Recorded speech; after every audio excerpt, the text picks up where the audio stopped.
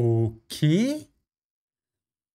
Bah écoutez, je sais pas trop quoi vous dire, on va pas se mentir, c'est chaud. Je me permets 2 secondes, un petit appel. Oui, salut Nasser, c'est Koro, bah comment tu vas la famille, hein? Comme d'hab, tu connais. Je voulais savoir, vous étiez un peu énervé lors de ce mercato, non? Dites-moi un petit peu. Ouais, bah effectivement, effectivement. Bah écoute, Sancho maintenant, euh, bah écoute, voilà, continuez de travailler et la paix sur vous, tout simplement. Les amis, on va arrêter ce sketch. Mais là, c'est chaud. Alors, on va se calmer. Déjà, j'espère que vous allez bien. Encore une fois, passez de bonnes vacances. Si vous en avez, bon courage aux personnes qui travaillent. On va encore parler. Et là, pour le coup, c'était pas prévu. Aujourd'hui, j'avais préparé une vidéo par rapport à Lyon ou peut-être à Marseille sur Pierre-Émile Heuberg. Mais il y a un truc assez dingue concernant, encore une fois, le mercato parisien. Et vraiment, il y a eu des mercatos parisiens qui pouvaient être chauds, mais surtout en fin, on va dire fin août. Là, on est en juillet, bon, bientôt fin juillet, il y a des mouvements et là, je vous montre pas juste des petites sources comme ci, comme ça. Voilà, on parle de Santi, quand même, journaliste qui dans le milieu est connu, respecté, très fiable, très sérieux. Jamel d'un côté qui, je pense, est l'insider PSG, ben, étant, je sais pas, le plus proche des dossiers. On en est là, voilà, le PSG cible bien Jadon Sancho. Le club a déjà formulé une offre contractuelle aux joueurs et les discussions sont avancées. L'Ailien anglais est ouvert à l'idée de venir. Lucho apprécie le joueur et a bien aimé ses performances contre nous en Ligue des Champions, on le reverra rapidement. Et son profil, sa polyvalence sont tellement appréciés que la direction lui a proposé un très bon salaire pour l'attirer. Alors attention, on sait que la question du salaire, ça peut toujours être un peu chaud pour les potentielles ventes après. Le PSG espère que Manchester sera OK pour se séparer de son joueur. Et bon voilà, Santi, là, Jamel reprend un peu ce qu'avait dit Santi avec un peu plus de détails. C'est fou, et vous savez quoi, c'est pas totalement terminé. Alors même si en vrai, on en parlera beaucoup moins dans cette vidéo, peut-être que si plusieurs sources sortent encore, j'en reparlerai. Mais d'après Loïc Tanzi, et simplement Loïc Tanzi, alors sans manquer de respect à Loïc Tanzi, qui est quand même un journaliste très fiable, RMC, Gold, tout ce que tu veux, machin, qui a déjà prouvé beaucoup de dossiers sans aucun problème. Mais j'attends quand même d'avoir plus de confirmations pour en parler. Mais d'après lui, en plus de Sancho, il y a certaines sources qui annoncent également un intérêt important du PSG pour Bruno Fernandes. Bon, voilà, là, il parle simplement d'un intérêt. Quand on voit un petit peu PSG cible bien Sancho, apparemment Sancho serait chaud de venir. Ils se sont à peu près mis d'accord, ok. Il y a des différences. Donc dans cette vidéo, on évoquera rapidement Bruno Fernandes à la fin pour dire à quel point, oui, peut-être ce serait une bonne recrue, mais je vais pas du tout m'étaler parce que voilà, il y a une seule source, Loïc Tanzi en l'occurrence, qui a dit que voilà, Bruno pourrait pourquoi pas être au PSG. Après, il a juste dit que le PSG avait un intérêt. Là, on va surtout s'intéresser à Jadon Sancho. Bon, l'intro est très longue, mais déjà, qu'en pensez-vous? Parce que, alors, je pense que c'est un joueur qui va faire un peu débat. Je m'explique. C'est un ailier. Et d'habitude, je le fais un peu en conclusion en fin de vidéo, mais je vais synthétiser très rapidement. Dans l'absolu, Jadon Sancho au Paris Saint-Germain, oui, c'est une bonne nouvelle. C'est une plus-value. Moi, j'aime bien réfléchir en fonction de plus-value. Est-ce que ce joueur dans ton effectif, ça t'apporte un truc ou non? Dans Sancho qui vient au PSG, oui, c'est une plus-value. Maintenant, est-ce que c'est exactement le profil dont tu as besoin? Dans l'absolu, oui, parce qu'il faut avoir un banc important, que ce soit lui qui arrive en tant que titulaire, en tant que remplaçant, ou un mix des deux. C'est très important d'avoir beaucoup de bancs. Maintenant, vous le savez, je prépare également une vidéo sur Kvaratskhelia, bon, bah, qui ne va pas arriver, hein, je pense maintenant si Sancho est clairement pisté, je ne sais pas, hein, évidemment. Mais la question du buteur, et ça, c'est quand même dingue, parce que oui, Kylian Mbappé est parti, et oui, il faut maintenant quelqu'un qui marque. Alors, on en reparlera dans une autre vidéo, je pense, mais je considère que les stats de Kylian, c'est pas gravissime si tu remplaces pas 45 buts sur la saison. C'est pas grave, par contre, il faut quelqu'un qui soit fiable dans les buts. Et bon, Sancho, il est bien fort, il n'y a pas de problème. Dembélé, il est fort. Barcola, il est fort et tout. Hein. Maintenant, est-ce qu'il marque beaucoup de buts, ces mecs-là? Bon, voilà, on va en parler très tranquillement. Mais voilà, pour Bruno Fernandes, on en reparlera à la fin. Là, c'est vraiment une vidéo sur Sancho. Il y a Santi qui confirme. Il y a Jamel, il y avait d'autres médias qui ont évoqué Loïc Tanzi. Il y a beaucoup de monde. Et l'intérêt, il est réel des deux côtés. Il faudrait apparemment convaincre quand même Manchester. Manchester et le PSG, j'ai l'impression qu'ils ont beaucoup de trucs là ces derniers temps entre le dossier Lenioro, bah là potentiellement Sancho. Il y a également eu Ugarte qui est peut-être en cours de départ. En vrai, il y a des petits trucs là entre Manchester et le PSG. Bah écoutez, c'est comme ça, c'est le football. D'ailleurs, j'aurai quelques petits clips, enfin vidéos, j'allais dire quelques petits screens à vous montrer concernant les points forts du joueur. Mais avant ça, comme d'habitude, on va se concentrer sur la data. Vous le savez, je fonctionne comme ça. Bon, comme d'habitude, juste avant de parler de data, on va quand même rappeler rapidement qui est Sancho, parce que je sais qu'il y a également des très très jeunes supporters, suiveurs de football, qui ne connaissent pas vraiment des joueurs dont on a parlé il y a beaucoup de saisons. Mais oui, en vrai, Sancho, on en a parlé il y a longtemps, il s'est un peu perdu aujourd'hui. Bah, il a seulement 24 ans. Il vient de faire 24 ans en vérité et il est quand même quelqu'un d'important, enfin important dans le football. Il y a quand même un joueur avec beaucoup de qualité. Donc Jadon Sancho, comme on voit sur Transfermarkt, il est né en 2000, il a 24 ans, c'est un Anglais évidemment. Il est position ailier gauchon, on en reparlera rapidement, 1m80, ok. Mais ce qui est très intéressant, c'est au niveau de sa valeur marchande. 30 millions d'euros, ben on va être honnête, quand on est le PSG, là je parle des pistes historiques du PSG, généralement le PSG ciblait beaucoup de joueurs avec des valorisations extrêmement élevées, hein, mais parfois ça dépassait même souvent les 100 millions. Il faut le dire, ben 30 millions, c'est plutôt faible, même très faible pour le PSG. Après, bon, c'est une valeur marchande, hein, on sait que les prix, parfois ça peut être aléatoire, enfin aléatoire c'est pas le terme, mais tu peux l'acheter au prix beaucoup plus élevé que 30 millions, ce que je veux dire par là. Et ce qui est intéressant, bah, regardez un petit peu. Là, je vous ai montré les stats, mais on va repartir un peu sur sa fiche globale. Voilà, j'ai trouvé ce que je voulais trouver. Ce qui est extrêmement intéressant sur Sancho, c'est qu'aujourd'hui, il a une valeur marchande de 30 millions d'euros. Mais vous ne rêvez pas, pour ceux qui découvrent peut-être le joueur, à une époque, Sancho, quand il avait 19 ans, cela n'est pas une blague, ce n'est pas un montage. 11 mars 2020, donc il y a 4 ans, il était valorisé à 130 millions d'euros. Ce qui est très largement un des joueurs les plus valorisés du monde à l'époque. Il était dans le top 5, hein, je pense facilement. Énormissime. Alors qu'est-ce qui s'est passé? Parce que oui, il était à Dortmund. Après, bah, il a signé à Manchester et lente descente en vrai vers la catastrophe. Parce que oui, ça c'est une vérité, on ne peut pas l'exempter de l'analyse. Sancho, à Manchester, ça a été un échec cuisant. Voilà, alors encore une fois, moi je fais un peu partie des gens qui disent il n'y a pas de mauvais joueurs dans l'absolu. On rappelle que ce sont des joueurs professionnels et ils sont bien en avance par rapport aux autres, on va dire non pro. Donc il n'y a pas de mauvais joueurs en soi, même si évidemment parmi les pros, il y en a qui sont beaucoup plus forts que d'autres, vous avez compris. Mais il y a toujours des contextes différents. Manchester, on est à peu près d'accord pour dire que c'est un immense club de l'histoire du football, même l'histoire du football anglais bien évidemment. Mais le club s'est un peu perdu ces derniers temps. Il y a eu une gestion voilà, mauvaise et je pense que Manchester, avec le PSG notamment sur les années qu'on a vues, était parmi les clubs les moins bien gérés d'Europe, hein, il faut le dire. Donc voilà, il ne faut pas responsabiliser, ouais, c'est à cause de Sancho que Manchester a coulé, pas du tout, hein, c'est pas comme ça le football, c'est pas parce qu'un joueur arrive que tout change, voilà. C'est comment la gestion est faite. Pour le coup, il y a une gestion globale, pas que de Sancho, vraiment pas bonne à Manchester. Bon, il faut se poser la question, mais pourquoi Sancho était autant valorisé à Manchester, à Dortmund, hein, quand il était, parce que oui, il était de base à Dortmund, où il a été, bah, voilà, 130 millions, il a eu un pic comme ça. Ben, vous savez que dans le foot actuel, les stats, ça obsède beaucoup, hein. Je parle des buts et des passes D. Bon, il n'y avait pas que ça, évidemment, mais les stats de Sancho n'avaient absolument aucun sens, hein. Mais vraiment, on parlait d'un ailier, même un pur ailier, notamment la saison 2019-2020, où il atteint son pic. Les gars, il est à 20 buts, 20 passes D sur la saison. Je vous mens pas. Là, ça compte même pas les sélections anglaises, hein. Je crois pas qu'il était encore en sélection, je sais plus. Mais là, ça compte juste avec Dortmund. 44 matchs, 20 passes, 20 buts. Franchement, dites-moi en commentaire, parce que je n'ai pas les stats du tout, qui a fait ces genres de stats. C'est-à-dire 20 buts et 20 passes des minimum sur une saison.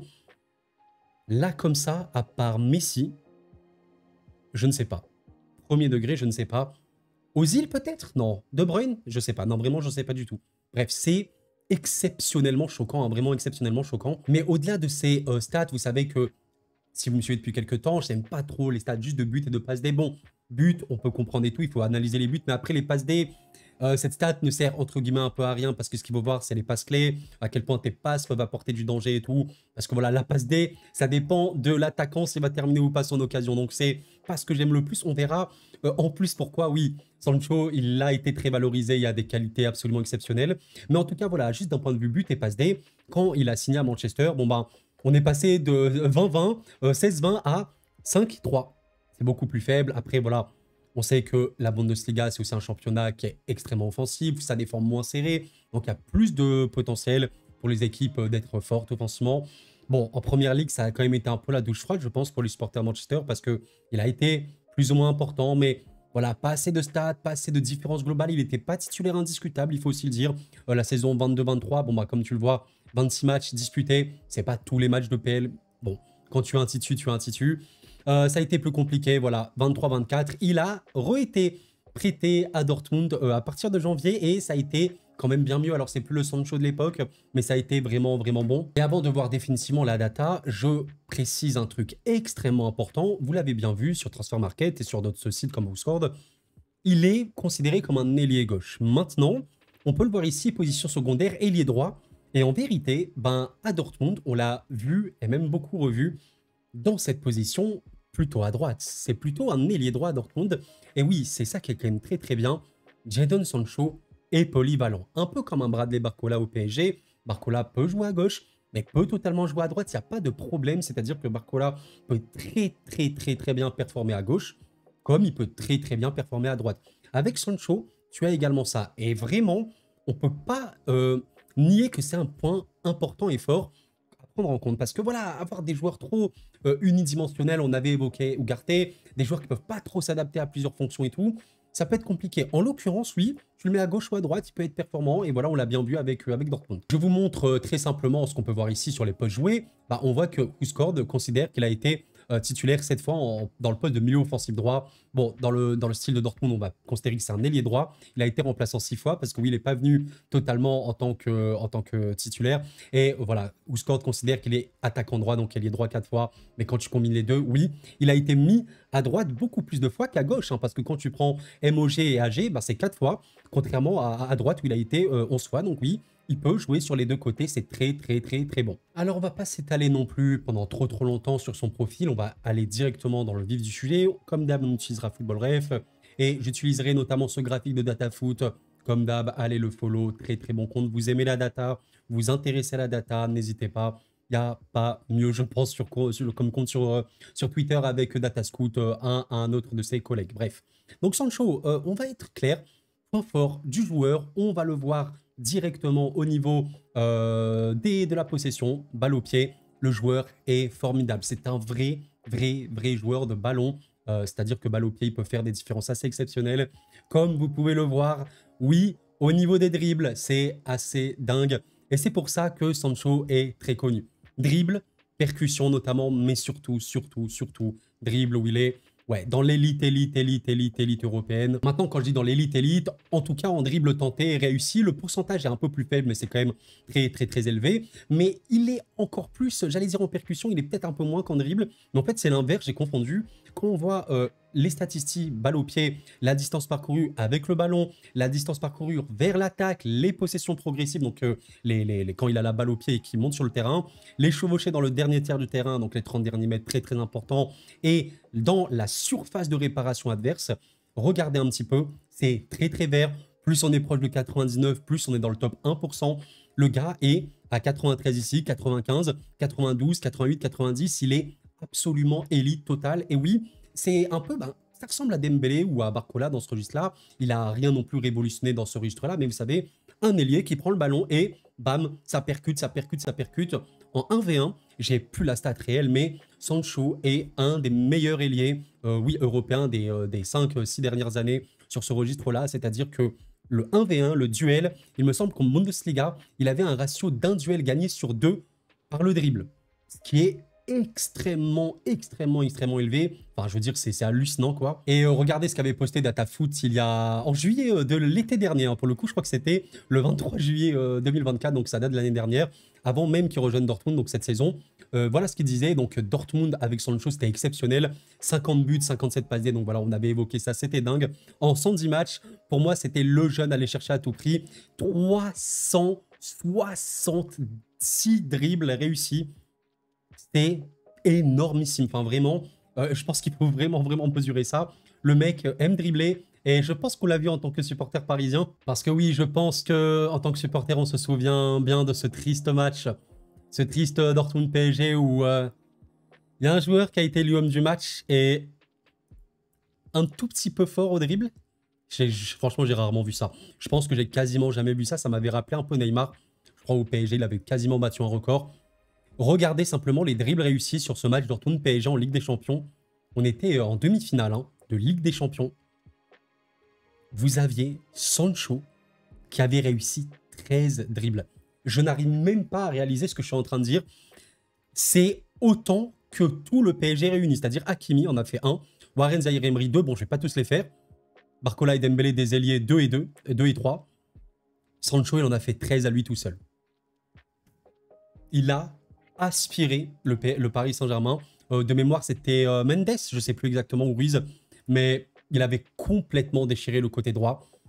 C'était un massacre. Voilà, c'était un massacre, il faut le dire. Et voilà, en vérité, Sancho, vous l'avez compris, qualité de percussion énormissime, qualité de dribble exceptionnelle. Mine de rien, il touche pas mal de ballons pour un ailier, environ 60 par match, ce qui est plutôt bon. Et quand même, si on peut donner un crédit assez bon au niveau de la passe, alors c'est clairement pas le meilleur au niveau de la passe. Par contre, ce qui est important, c'est de voir les passes dans la surface de réparation, 92 centimes, c'est énorme. C'est vraiment très bon là-dessus. Même si, voilà, vous voyez qu'on a déjà vu des stats bien plus vertes pour des ailiers, notamment, ou des milieux offensifs. Là, il est comparé à ces joueurs-là, je rappelle. On peut revoir un truc rapidement au niveau du dribble. Ce qui est dingue, c'est qu'on peut voir ces stats qui sont AMT et notamment AMB. Donc, AMT, c'est les dribbles réussis qui mènent à une tentative de tir, et AMB, c'est les dribbles réussis qui mènent à un but.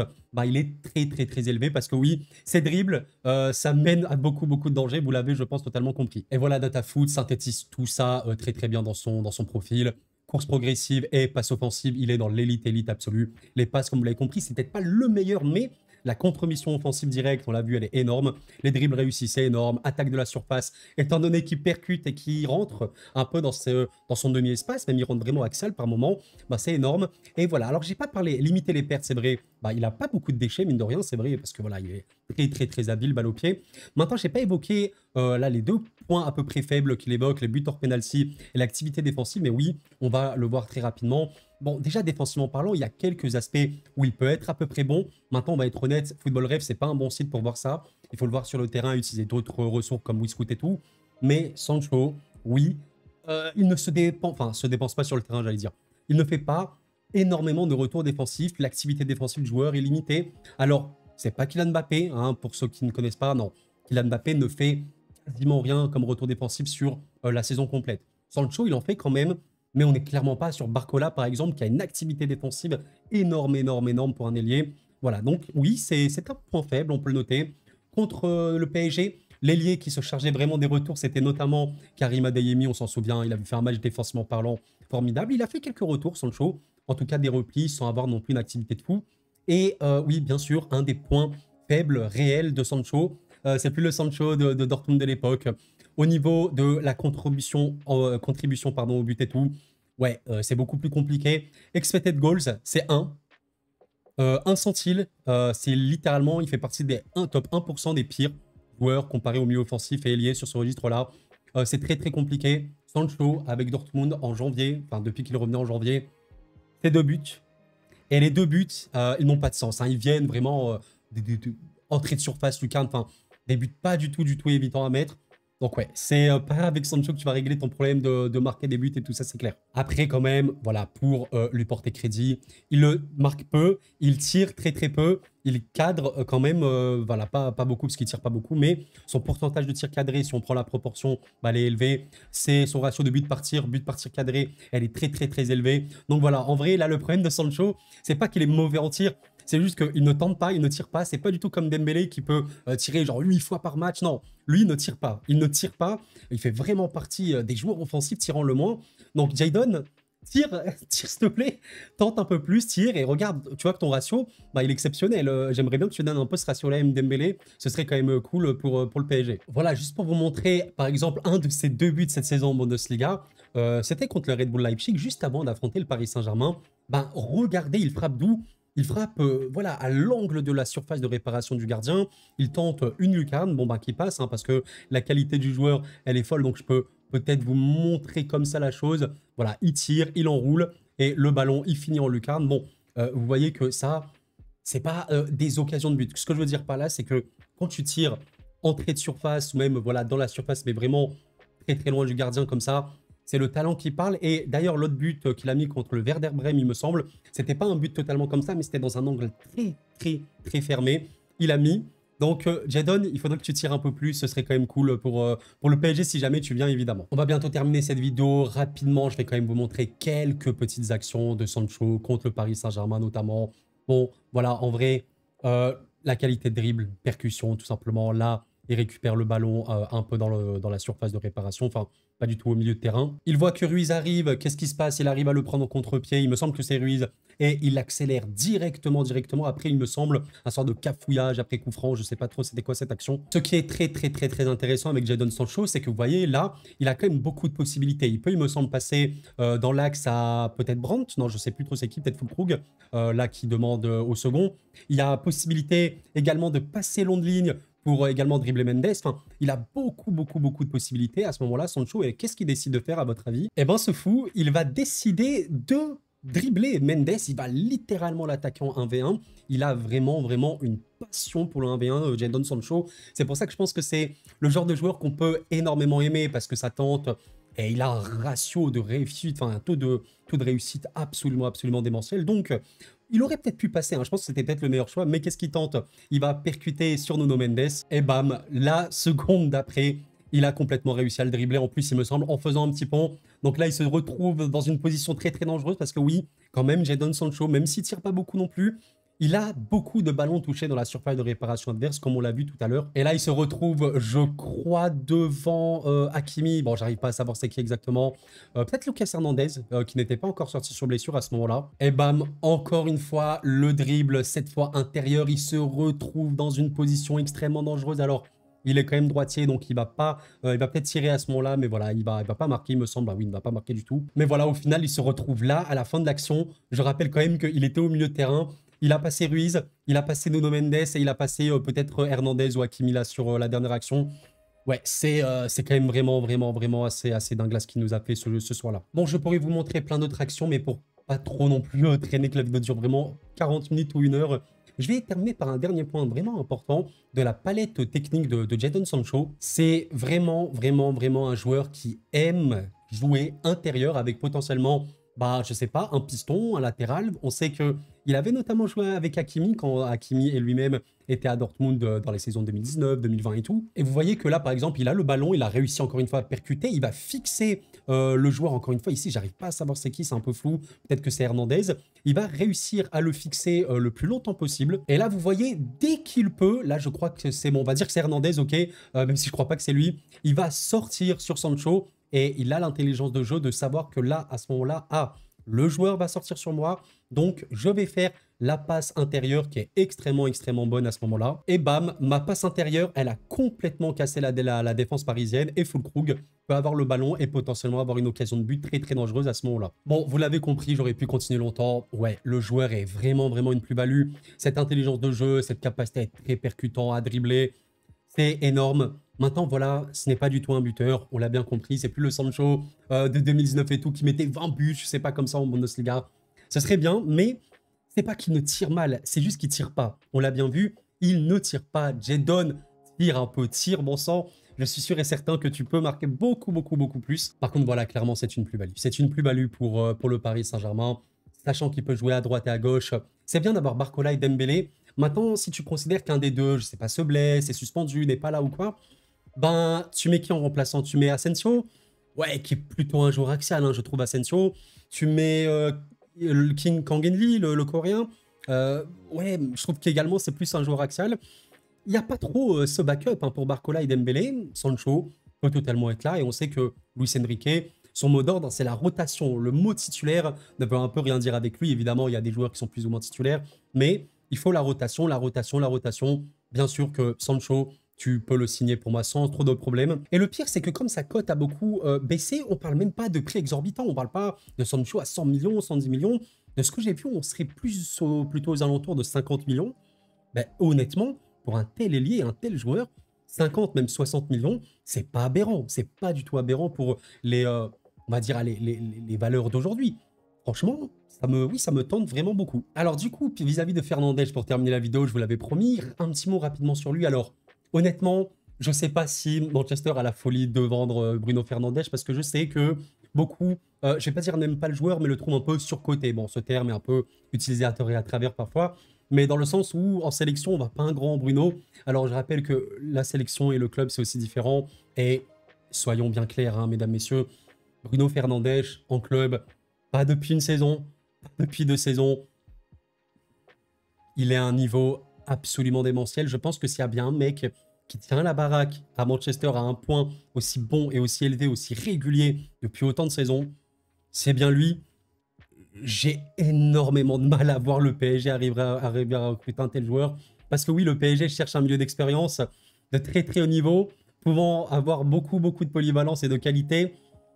Ouais, c'est vrai que si tu as Bruno au PSG, la donne elle change un petit peu. Je vais pas du tout m'emballer, mais bon, qualité, vision de jeu absolument hors norme. Je crois qu'on est sur un des recordman européens au niveau des passes clés, des passes utiles données à son équipe. C'est largement un des meilleurs milieux du monde, hein. Très très loin. Je pense qu'en première ligue, c'est le deuxième meilleur milieu de PL, juste après Rodri, je dirais. Exceptionnel. Il marque beaucoup, il est bon sur coup de pied arrêté. Bon, on va pas trop s'emballer non plus, je pense pas qu'il viendra. Et on va voir là, on parle juste, voilà, Loïc Tanzi parle juste d'un intérêt. Nous verrons bien, mesdames et messieurs, nous verrons bien. Allez, c'est la fin de la vidéo. Encore une fois, une très très grosse vidéo. Je vous remercie pour votre patience, pour votre compréhension. Si vous aimez ces vidéos, n'oubliez pas de laisser un like avant de partir.